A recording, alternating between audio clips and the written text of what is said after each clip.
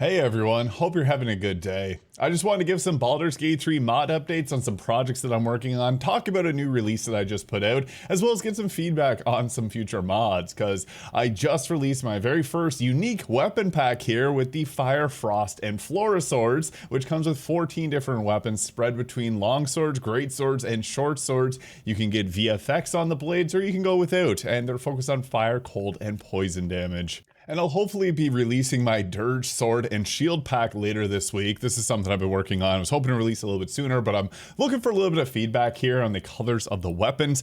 I got a darker one here and a bit lighter. I think I prefer the lighter one, but I'm just curious what you guys think. And I will have my Patreon linked in the description. It's a free one, so you can check out updates on all my mods that I'm working on. But I first want to give a little showcase to the Fire, Frost, and Flora swords, which you can download on Modio in the in-game mod manager or through Nexus Mods. I typically do a video whenever I release a new mod. I've just been really busy with the last week. It was my birthday over the weekend and working on mods as well. But with this mod, you can summon it in with the tutorial chest here, and you got multiple different versions of the weapon. So I have short sword versions of the Flora and Fire swords here, which you can use alongside like other weapons here because they are light. I also made the long swords light as well. Each of them comes with their own unique passives, and it allows you to ignore a damage resistance. So these work great if you want to play like a sorcerer and have them have a like short sword in their offhand, ignoring resistance to fire damage as a passive.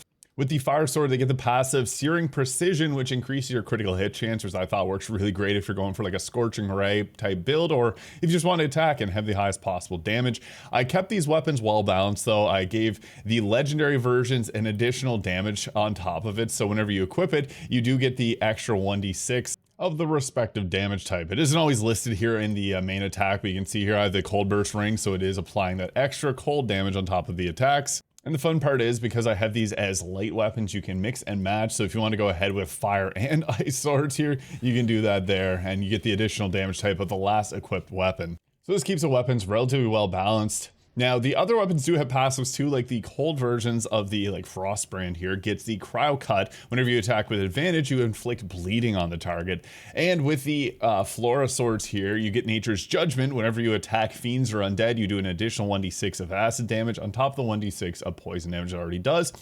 And for the legendary version, because the poison isn't always the easiest to apply, I do have it so that you regain hit points, kind of like a Giga Drain style attack. But yeah, these weapons have totally unique appearances to them, and you can go with like the, again, the infused version or the non-infused version, which the non-infused ones have less damage overall, keeping it even more balanced. And I actually released another weapon pack alongside my Wild Spring Barbarian, which is the wildest subclass going. This one has 10 different weapons, as you can see all here, including a shield. So yeah, go check that out if you haven't already. There's a lot of fun, unique weapon names here that I came up with, and they all have different passives. They stay relatively well balanced within the game. The theming was lightning and poison damage, which is something that's not often explored like ever, but it's meant to be fun. And I would highly encourage you to check out that mod because I had a lot of fun making it, and it's a lot of fun to play. And speaking of subclass mods, I do currently have two in the works right now for a rogue and a ranger.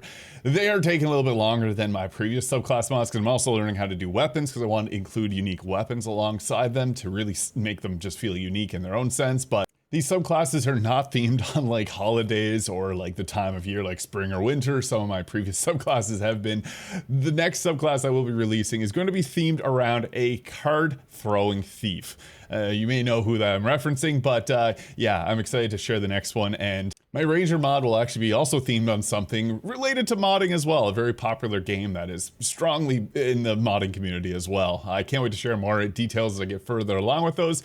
The Rogue subclass has been taking a long time because I have some pretty cool ideas for it that are honestly really hard to implement, but I finally figured it out after tons of hours. So we're making way, and it'll hopefully release. I'm not going to say this month. I'm hopeful that it will, but it's not fully likely because I have to create icons and everything as well for them. So I would say by at least July, so you can stay tuned for that. But I do think both of these next subclasses may be my best yet. So yeah, stay tuned for more details on that to come. And also check out my Patreon. Again, I do share updates on my mods pretty frequently, so it is free to join that as well. Or if you want to support me, because the more support I get, obviously, the more I want to make mods, the more I can afford to create these unique weapons. So Yeah, I just want to give a little update on my mods here because I haven't really done a video on my new weapon pack that I released, and just want to help get the number of downloads up. So go download it, check it out, endorse it. Let me know your thoughts as well, because again, feedback helps me make my mods even better. So hope you guys all have a great day. Thank you so much for watching, and I hope you all have a good one. Catch you later.